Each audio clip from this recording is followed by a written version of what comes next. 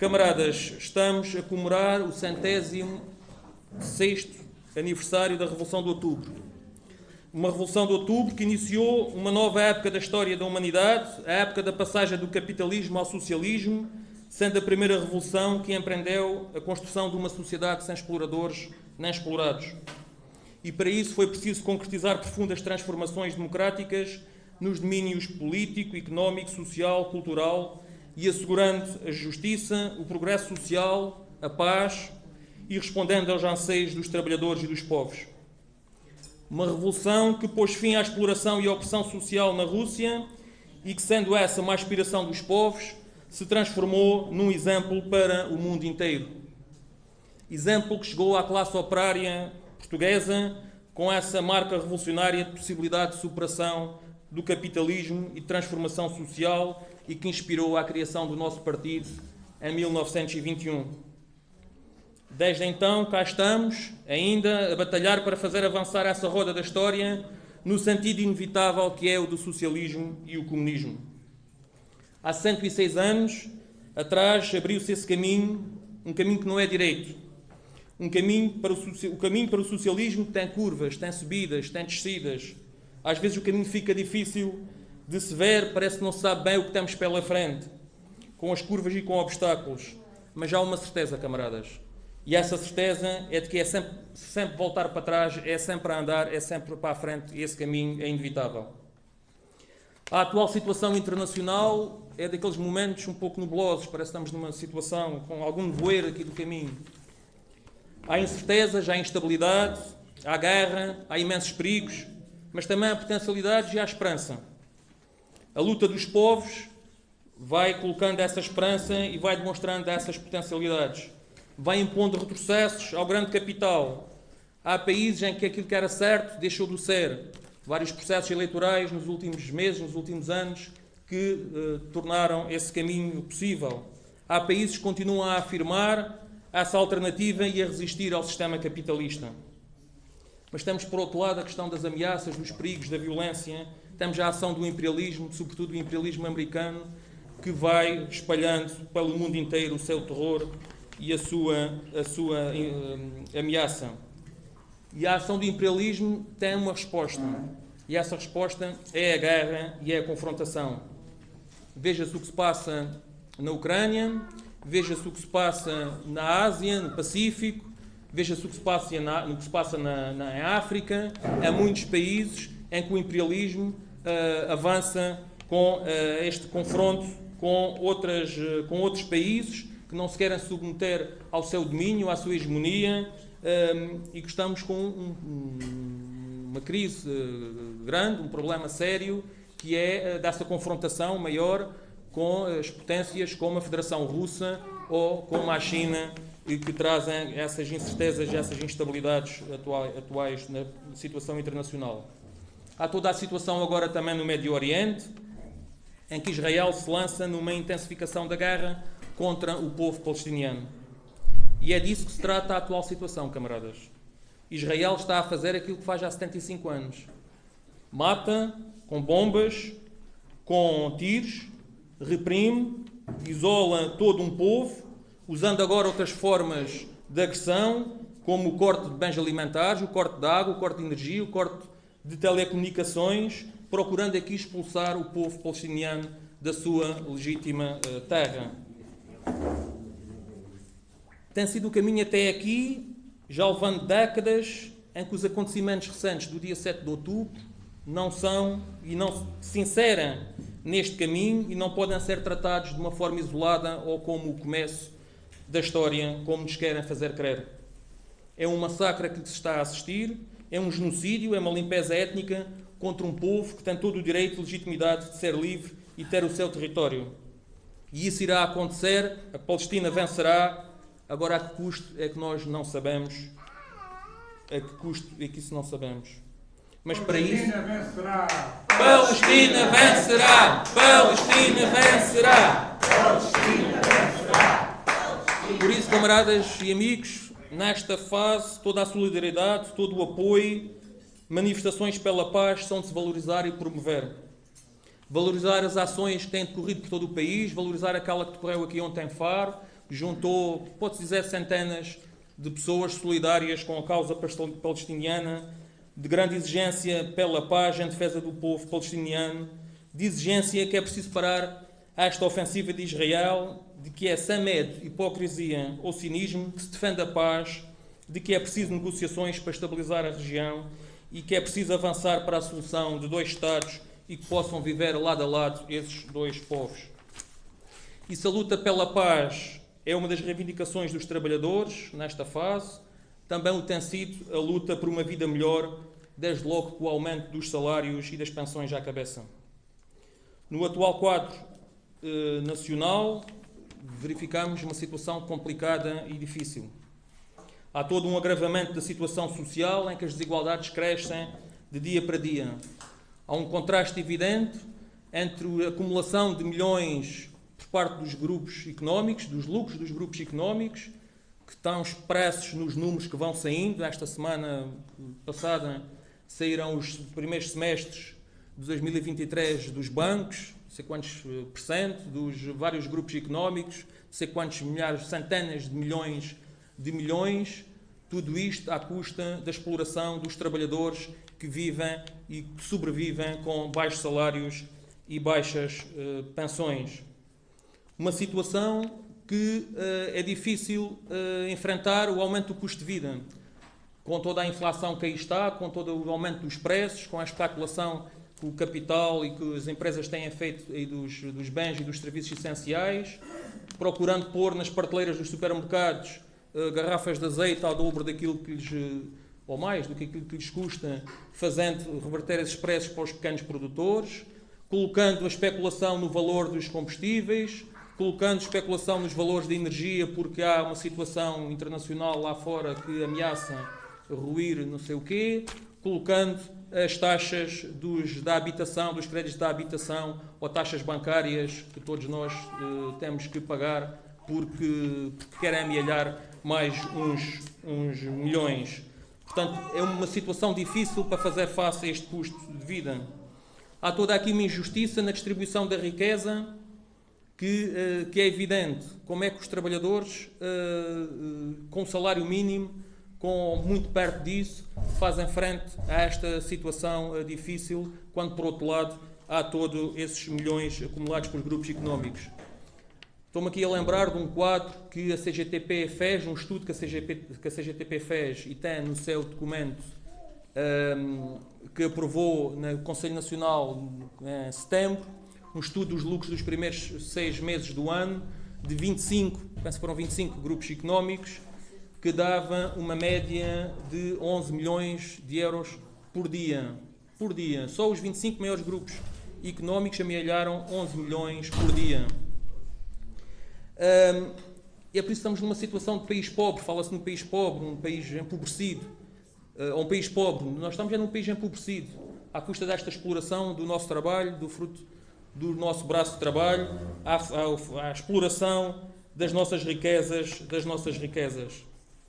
Camaradas, tudo isto é fruto da política direita, fruto das políticas praticadas pelo governo do PS, com outros antecessores de PSD e CDS. É um caminho que tem sido feito e que levou a que, neste momento, a nossa economia esteja dominada por grupos económicos monopolistas.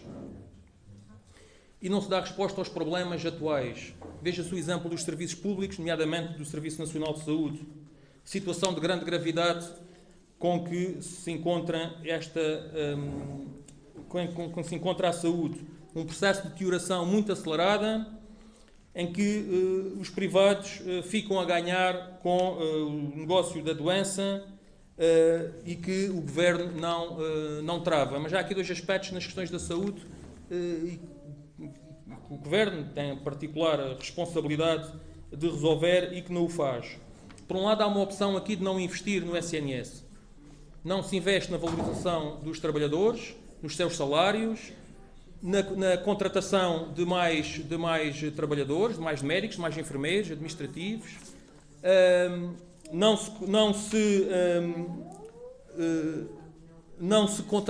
se faz também mais equipamentos. Estamos a falar aqui, por exemplo, da questão do Hospital Central do Algarve. Há quantos anos estamos a falar deste equipamento? Hoje mesmo estivemos a preparar hoje, vamos apresentar amanhã na Assembleia da República uma proposta para o Orçamento de Estado, para o Grupo Parlamentar do PCP apresentar para o Orçamento de Estado para 2024, uma verba para a construção do Hospital Central do Algarve, para que seja uma realidade, para que se efetivamente construa este hospital. Camaradas, o Manuel dá sempre uma ajuda. Camaradas, mas esta proposta, como outras, como a requalificação da Estrada Nacional 125 e 124, como um matador regional para o Algarve, como a requalificação dos portos, como algumas obras importantes para fazer na ferrovia, camaradas, não tivemos grande dificuldade em fazer estas propostas porque elas foram do ano passado. E do ano passado já tinham sido de anos anteriores. Há algumas atualizações que é preciso fazer. Mas estas propostas são sucessivamente propostas nossas em que vê-se claramente que há aqui uma falta de aposta por parte dos sucessivos governos. Mas em relação à questão da saúde, portanto, faltando aqui também esses equipamentos, faltando aqui, e agora com a história da transferência de competências para os municípios, não se pensa que isso vai ser o milagre salvador dos equipamentos dos centros de saúde ou de outros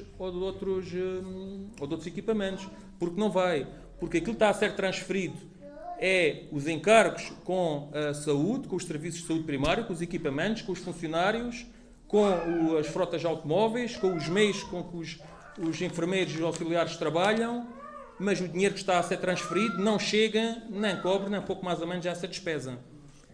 E não é a CDU, não são os municípios CDU, e aqui no Algarve, a Câmara Municipal de Silves foi a única Câmara que ainda não assinou os autos da saúde recusando essa transferência de encargos, mas muitos outros municípios de PS e PSDs vêm-se confrontados com essa questão de receberem esses encargos e depois terem de ser eles a pôr e avançar com verbas do seu orçamento, porque aquilo que é transferido do Governo Central não chega. Mas com urgências a fechar, como é que se deixa fechar urgências à vez, uma maternidade de Portimão, uma maternidade de Faro, o serviço de cardiologia? Como é que se faz isto? Portanto, tudo isto é falta aqui de um investimento. Mas, por outro lado, há dinheiro, e aqui é outra questão do problema, que é a opção de, em vez de se dar dinheiro, de se gastar, de efetivar um investimento no Serviço Nacional de Saúde, dá-se aos privados para fazerem eles aquilo que o Serviço Nacional de Saúde não consegue fazer. É claro que eles levam muito mais caro. Estamos a falar de uma verba superior a 8 mil milhões de euros para um orçamento de 15 mil milhões, portanto é mais de metade, que vai diretamente para os grupos privados da doença, dos grupos dos tratamentos, dos exames, dos diagnósticos, daqueles que fazem aquilo que o Serviço Nacional de Saúde devia ter, tem capacidade, em alguns casos, e, em outros casos, devia ter capacidade para o fazer, e que vão engordando esses grupos económicos à custa dos dinheiros públicos.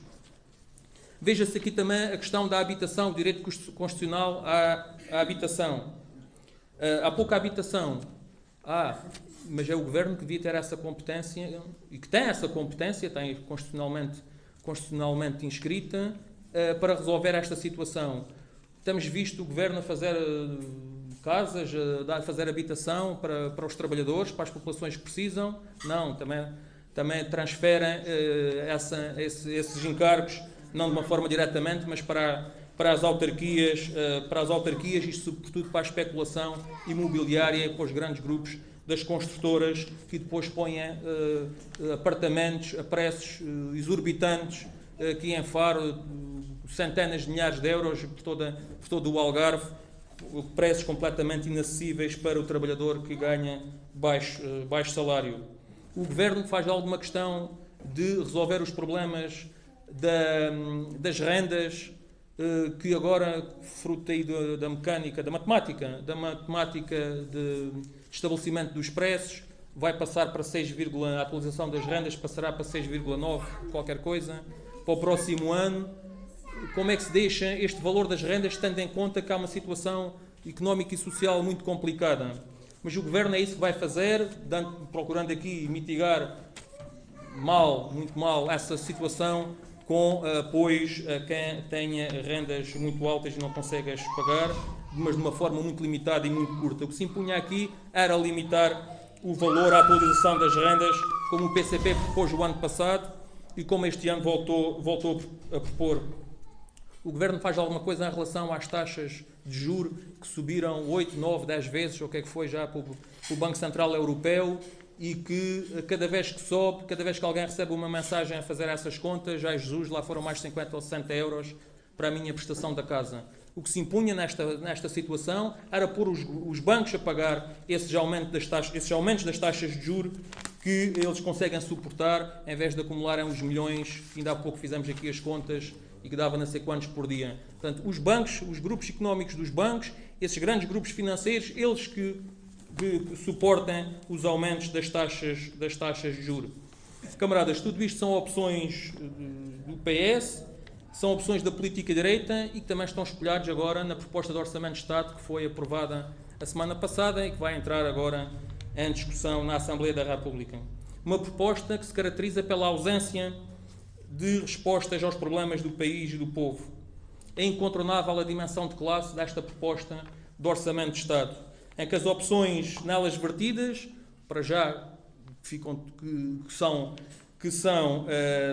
de acordo, ou são, digamos assim, consonantes com as opções também políticas de PSD, do CDS, Iniciativa Liberal e do Chega. Eles até gostam deste Orçamento de Estado, até não conseguem arranjar ali propriamente o argumento certo para o combater. O PSD agora até disse que se fosse preciso o aprovava, apesar de ter votado contra, mas eles fingem aqui um desacordo, mas ao fim e ao cabo, quanto muito, estão em desacordo é no ritmo da aplicação de algumas destas medidas. Mas prevalência de benesses e privilégios para o grande capital, as PPPs, milhares de milhões de euros, benefícios fiscais, milhares de milhões de euros, o exemplo do Orçamento da Saúde, que já há pouco aqui disse, 8 mil milhões diretamente para os grupos privados da saúde. Portanto, são opções que ficam marcadas num claro Orçamento de Estado, que são opções da política direita do governo do PS, que não serve aos trabalhadores, não serve ao país, não serve ao povo. E o que servia e o que serve, camaradas e amigos, aos trabalhadores, ao povo e ao país, é uma outra política, é um outro caminho, é uma alternativa política, é uma alternativa patriótica e de esquerda. Uma opção alternativa que assegura o aumento dos salários e das pensões, que defende o Serviço Nacional de Saúde e os outros serviços públicos, que garante o direito à habitação, os direitos de pais e crianças, que assuma o controle público dos setores básicos e estratégicos da nossa economia, que defenda a produção nacional e a nossa soberania e desenvolvimento económico. É este caminho que se impõe construir. E é neste quadro de dificuldades e da necessidade urgente da alternativa que surge esta situação agora, esta situação política da demissão do Primeiro-Ministro. Eu enquadrei aqui alguns aspectos mais gravosos da atual situação para chegar aqui a esta questão, porque há 3 dias atrás, antes desta crise política, hoje, amanhã, nós vamos estar confrontados com a situação económica e social difícil. A garrafa do azeite, e eu me embirro sempre muito com o preço da garrafa do azeite, desculpem lá, mas a garrafa do azeite há 3 dias que já estava em 10 euros, hoje estava em 10 euros, amanhã vai estar em 10 euros. E isto tem que ter... portanto, estas dificuldades não passaram, não se dissolveram no ar com a declaração, com a demissão do Primeiro-Ministro e não se dissolveram com a declaração do Presidente da República, a dizer que vai dissolver a Assembleia da República, não se sabe ainda quando, mas que vai marcar eleições legislativas para o dia 10 de março. Não sei se os camaradas todos apanharam, às 8 horas fizeram aí a declaração. No dia 10 de março, já agora, só aqui um parênteses, estava aqui a fazer contas, 10 de março provavelmente era o domingo da manifestação das mulheres do MDM em Lisboa. Pronto. Mas é nesse dia que está marcadas as eleições legislativas. Mas, camaradas, seria um erro se dessemos aqui uma folga à luta e às reivindicações por uma vida melhor com esta questão da demissão do Ministro, de não havendo governo, esperar para ver o que é que isto vai dar, esperar para termos uma nova Assembleia da República. É claro que é preciso resolver a questão do Primeiro-Ministro, do Governo, da Constituição da Assembleia da República. Está resolvida agora com a declaração, em parte com a declaração que o Presidente da República fez que lhe competia, mas a nossa luta tem que estar permanentemente focada, a nossa atenção tem que estar permanentemente focada na luta contra a política direita, nos problemas dos trabalhadores e da população. Esta situação atual, para se compreender, a demissão resulta aqui num quadro de ausência, e temos que colocar isto de uma forma frontal, não foi a investigação, ou seja, aquilo que for. E está aqui uma clara fragilização deste governo, deste primeiro-ministro, numa situação em que não responde aos problemas dos trabalhadores e do país, é quem é confrontado com essa situação a todos os dias, também fruto de desgaste provocado nestes últimos 2 anos, de uma forma, pronto, olha, que se foram desgastando, tendo eles conseguindo aquilo que queriam, uma maioria absoluta, fruto de uma chantagem que fizeram, que procuraram uma estabilidade, uma dita estabilidade política. Afinal, que essa estabilidade política, nestes últimos quase 2 anos, o que serviu foi para dar milhões aos grupos económicos, com todas as benesses possíveis, para explorar e para ganhar esses milhões. Sobre o que se passou em termos de investigações e disso tudo, claro que não vamos aqui fazer considerações, deixar à Justiça o seu papel. Mas, camaradas, se é pedir eleições, vamos a elas. Sem medo, com uma grande campanha da CDU, um grande partido, sem medo de enfrentar a situação com toda a confiança. Vamos a essa exigente trabalho, a essa exigente batalha. Tem uma grande importância e não se pode aqui também desconsiderar e desvalorizar a dimensão da tarefa, que é grande, se introduz aqui no meio de outras, e já lá vamos a elas, mas temos que ir e vamos com confiança e ânimo a essa batalha eleitoral. Assim, camaradas, como temos que ir também para a luta e temos amanhã, depois da manhã, a manifestação da CGTP em Lisboa, como aqui a Matilde já disse, com a folha de inscrições que ali está em cima do balcão, mas precisamos de ir para a rua, para Lisboa, dar força à luta dos trabalhadores, à luta de massas, essa parte integrante da construção da alternativa, e que tem essa importante ação de rua já no sábado. A crescida da importância com toda esta situação política, impõe-se prosseguir e intensificar-se a luta dos trabalhadores. Não vamos deixar que os outros façam a luta por nós, camaradas. Eu acho que isso é um ponto assente. Se não formos nós os trabalhadores, se não formos nós a população, se não formos nós aqueles que temos que todas estas dificuldades, sentimos todas estas dificuldades, a ir para a rua, desde já a Lisboa, no sábado à tarde, não vão ser outros que o vão fazer por nós, ou então, se forem outros a fazer por nós, não será no caminho que nós queremos. E essa luta vai continuar nos locais de trabalho e nas empresas, para além do sábado. Vamos ter que ter uma grande força a continuar a procurar aqui alcançar vitórias para os trabalhadores, desde logo também nesses locais de trabalho e nas empresas. Temos que continuar se queremos soluções e se queremos que sejamos nós a determinar o quando, o quê, o como e com quem se resolve os problemas dos trabalhadores. Queremos com urgência, queremos desde já, queremos aumentos dos salários das pensões e outras reivindicações, queremos que seja como outra política alternativa à política direita e queremos que sejam com todos os democratas e patriotas connosco que convirjam nas nossas posições e estejam dispostos para a luta. E é isso que está nas nossas mãos nos próximos tempos, a parte de escolher a composição da nova Assembleia da República. A luta faz-se no confronto com o capital nas empresas e na rua e também na diferença de deputados que a CDU possa vir a ter nesse novo Parlamento. Outra das questões e da parte integrante da construção desta alternativa, outra parte que aqui faz falta também colocar, camaradas, é o reforço do partido, como é óbvio. Um reforço do partido que, desde logo, passa por tomar a iniciativa, ir para a rua, incentivar e puxar a luta dos trabalhadores. Há confiança, há ânimo. Tivemos a festa do Avante, uma grande festa do Avante, um grande êxito de massas, de juventude, de festa dos trabalhadores.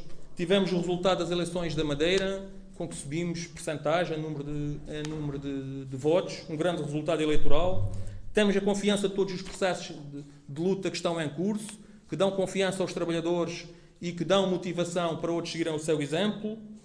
Temos as comemorações dos 50 anos do 25 de Abril, esse marco tão importante na vida democrática do nosso país. Há a força e a ação do partido, dos seus militantes que lutam e que alento estas forças lhes dão para as tarefas. Camaradas, o nosso partido tinha decidido, na última reunião do Comitê Central, uma ação de recolha de 100 mil assinaturas de contacto com trabalhadores.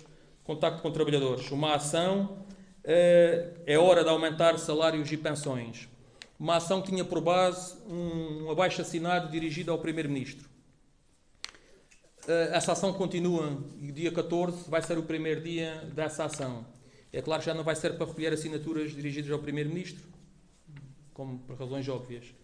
Mas é uma ação de todo importante, camaradas.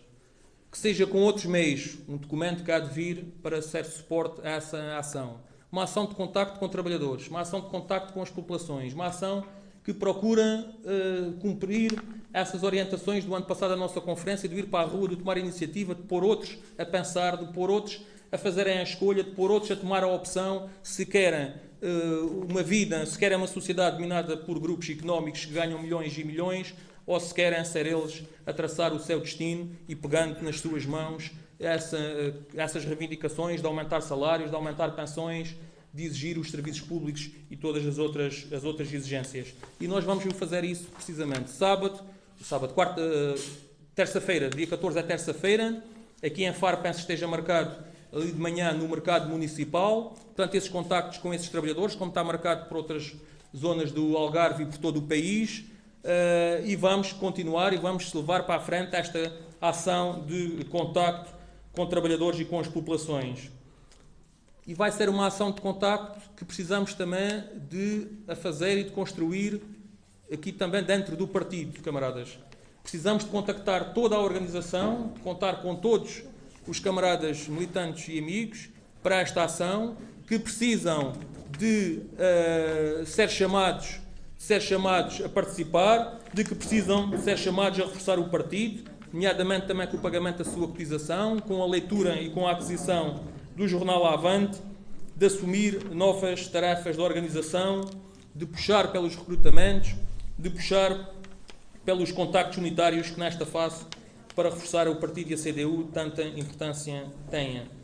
Camaradas, há também outras tarefas, como a recolha de fundos, que já aqui disse, a campanha de fundos Dia de Salário, que também está aí a arrancar. Tudo isto, camaradas, faz parte integrante da luta pela alternativa política, patriótica e de esquerda, pela democracia avançada com os valores de Abril, pela construção e pelo avançar para o socialismo e para o comunismo, que é essas tarefas que temos pela frente. Camaradas, vamos então à luta. Viva o socialismo e o comunismo, viva o PCP!